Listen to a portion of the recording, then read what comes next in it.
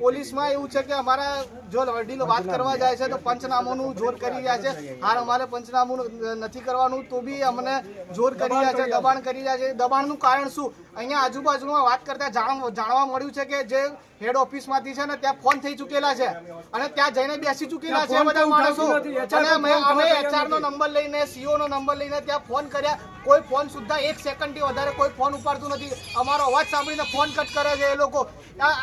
Cadila pharmaceutical કંપનીમાં 3થી વધુ કર્મચારીઓ બેભાન, 1નું મોત।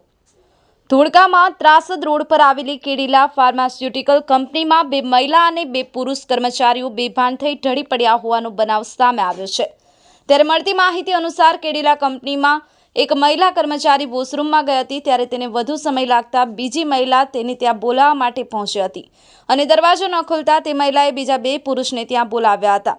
ત્યારબાદ દરવાજો તોડ્યો ત્યારે પણ ત્યાં બેભાન થઈ ગયા હતા। ત્યારબાદ 2 મહિલા સહિત 2 પુરુષને ખાનગી જીવનદીપ હોસ્પિટલમાં ખસેડાયા હતા, જેમાં એક મહિલા વર્ષા રાજપૂતનું મોત નીપજ્યું છે ત્યારે બીજી મહિલા અને સહિત પુરુષ સારવાર હેઠળ છે। મહિલાનું મોત નીપજ્યું તે મોતનું કારણ હજુ અકબંધ છે।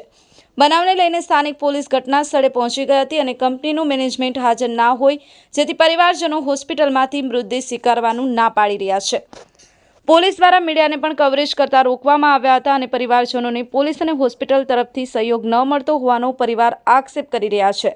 ત્યારબાદ કેડિલા ફાર્માસ્યુટિકલ કંપનીના મેનેજમેન્ટ અધિકારી હોસ્પિટલ આવી પહોંચ્યા હતા ત્યારે પરિવાર સાથે ચર્ચા કર્યા બાદ પરિવારજનોએ હોસ્પિટલમાંથી મૃતદેહ સ્વીકારવા તૈયાર થયા હતા। મોત થયેલ મહિલાનું અમદાવાદ પેનલ ડોક્ટર દ્વારા PM કરવામાં આવશે અને FSLની પણ મદદ લેવામાં આવશે। મારું નામ બલભદ્રસિંહ બારડ છે। મારે વર્ષાબેન પ્રવીણસિંહ મારા ભત્રીજી છે, જે કેડિલા ફાર્મામાં સર્વિસ કરતા હતા અને તેમને કંઈક 5:30-6ની આસપાસ કોઈ કંપનીમાં બનાવ બન્યો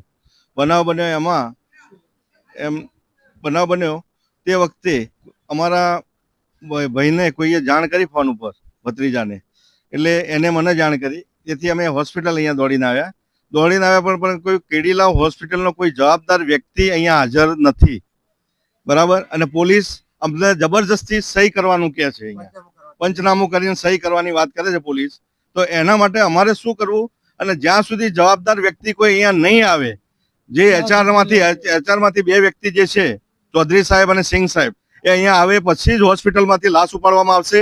અને પોલીસને મહેરબાની કરીને કહેવામાં આવે છે કે અમારા ઉપર કોઈ પણ જાતનું દબાણ ના કરે, નહીં તો અહીંયા સંખ્યા ભેગી કરતા વાર નહીં થાય। આપણી આસપાસ બનતી ઘટનાઓના સમાચાર જોવા માટે ગુજરાત 20 ન્યૂઝને લાઇક કરો, શેર કરો અને ચેનલને સબસ્ક્રાઇબ કરો।